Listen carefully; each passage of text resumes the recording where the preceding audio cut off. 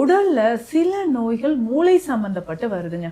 இந்த மூளை சம்பந்தப்பட்டு சில ஹார்மோன்ஸ் நமக்கு சரியா செக்ரேட் ஆகலைனாலும் இந்த மாதிரி பிரச்சனைகள் வருது.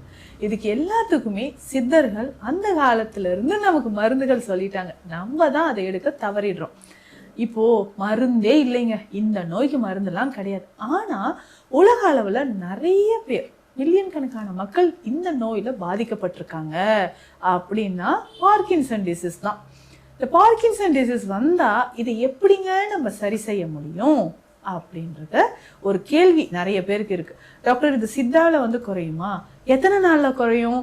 இல்ல என்னென்ன மாதிரி சிம்டம்ஸ் சீக்கிரமா நமக்கு குறையறத நம்ம பார்க்கலாம் அப்படின்ற ஒரு டவுட் நிறைய பேருக்கு இருக்குங்க.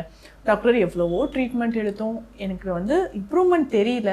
டெய்லியுமே இந்த டேப்லெட், ஒரு குறிப்பிட்ட particular tablet 3 hours once 4 hours onceக்கு இதை நான் போட்டுக்கிட்டே இருக்கணும், அப்பதான் கொஞ்சமாச்சும் எனக்கு சிம்டம்ஸ் குறையும் டாக்டர். சித்தால இதுக்கு எந்த மாதிரியான சிகிச்சைகள் இருக்கு?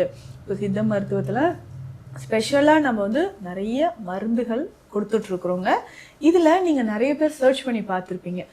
இந்த முக்கியமான இந்த மூலிகை பார்க்கின்சன்ஸ் நோயினால் பாதிக்கப்பட்டவங்களுக்கு தாராளமாக கொடுக்கலாம்னா பூனைக்காளி.